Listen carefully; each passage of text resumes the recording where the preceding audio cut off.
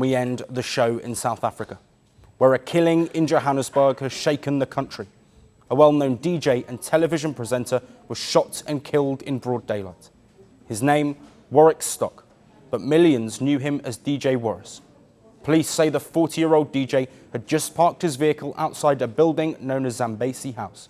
That's when 3 suspects reportedly approached him. One of them opened fire before the trio fled on foot. Local police say Stock tried to run even after being shot, but soon he collapsed across the street. By the time help arrived, he was dead. Police say nothing was stolen. Stock had an unused firearm on him, but it wasn't taken. Officers say this detail matters since it wasn't a robbery gone wrong, but a targeted killing. Police also recovered several bullet cartridges at the scene. They say the motive is still unknown as a search for the suspects continue. And that's not all.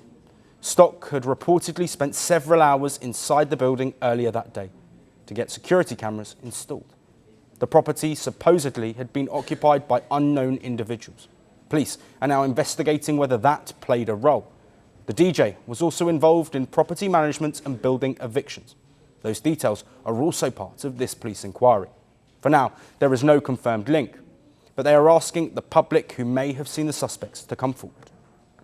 We believe the suspects walked a long distance after the shooting. We are following leads and appealing to anyone with information to assist the investigation. But Stock was not just the DJ.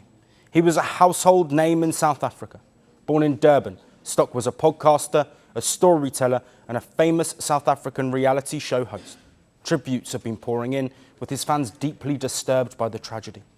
They say Warras was a true South African icon, and his legacy will live on forever. Even South African politicians are honouring his life, calling Warras a brave man.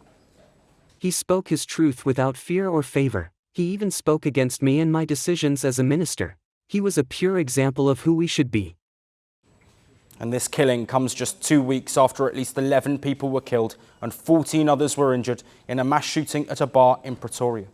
These killings have reignited a national conversation about crime and safety in South Africa.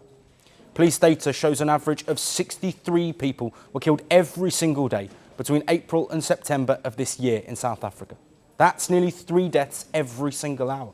In fact, as of 2025, 5 South African cities feature in the world's top 10 most dangerous list, that according to the Global Crime Index ratings. Pietermaritzburg, Johannesburg, Durban and Port Elizabeth all battle sky-high crime rates. Reports point to gang violence, unemployment and corrupt policing for the surge in crime. So as the country mourns a familiar voice, authorities are still searching for answers. Who was behind the killing of DJ Warras and what drove it? As of now, that remains unclear. I was born into privilege, but I sold myself as the voice of the poor. I led a revolution in the mountains and marched into Havana as a hero. I promised freedom, equality, dignity. What I built was a one-party state. I survived invasions, embargoes, and enemies, but my people survived shortages in silence. Some called me El Comandante. History calls me something else. A dictator. Who am I?